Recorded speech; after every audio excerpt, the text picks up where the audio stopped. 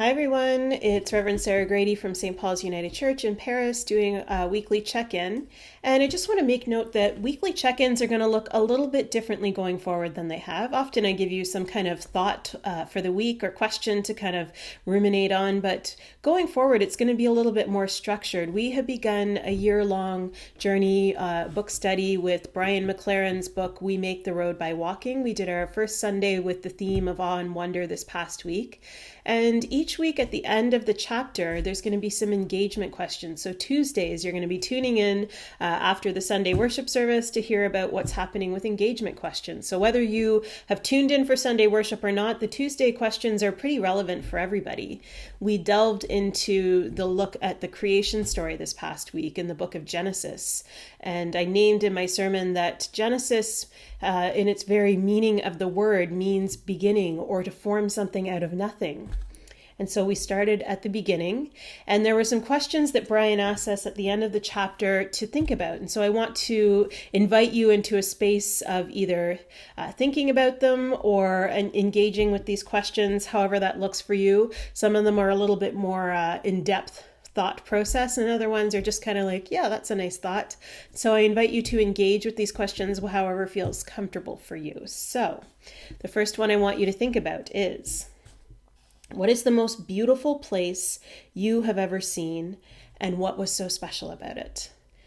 And I'm sure that for lots of you, including myself, you can think of more than one place that's been really beautiful that you've been in. But I want to share my thought that immediately came to mind when I looked at this question. And for me, it was going back to 2010 when my whole family, so all of my siblings, my parents, and my nieces and sister-in-laws traveled to Ireland and Northern Ireland.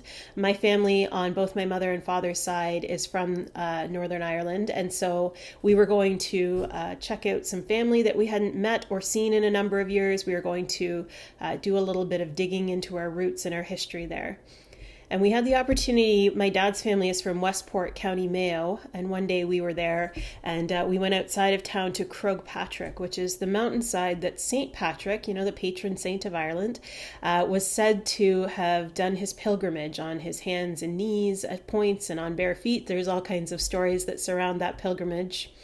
And we didn't do the full journey up the mountainside, but we did walk a little bit up the stone steps and did some standing and looking out over the countryside. And for those of you who have been or kind of know the temperature of the UK in general, it's not particularly warm weather. It was August, and so it was kind of a cool day, but it was just this perfect time of being together in one place with all of my siblings and parents and my nieces and my sister-in-laws, just my immediate loved ones, standing there together and looking out on this beautiful day with the clouds rolling by and the beauty of the green fields and all these little white dots that were sheep everywhere. And that was beautiful in and of itself, just the scenery. But the thing that made it so special was standing there in that place with those particular people in my life, but also thinking about all the people who'd come before us, and that perhaps people we were connected to directly had walked on those lands before.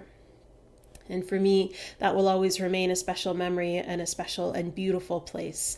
And I wonder for you, what is that place for you? What is the most beautiful place you have ever seen? And why is it so special to you? The next question I want you to think about, this one's called the activate part of the engagement this week. Choose one facet of creation that you love. Birds, trees, weather, soil, water, light, children, sex, aging, or sleep. Observe it, think about it, learn about it every chance you can. With this question in mind, here's the big part of it. If that element of creation were your only Bible, what would it tell you about God?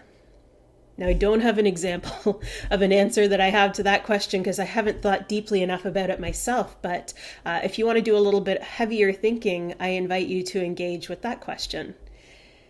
And then lastly, if all of that seems too heavy for you, then there's an invitation to simply meditate.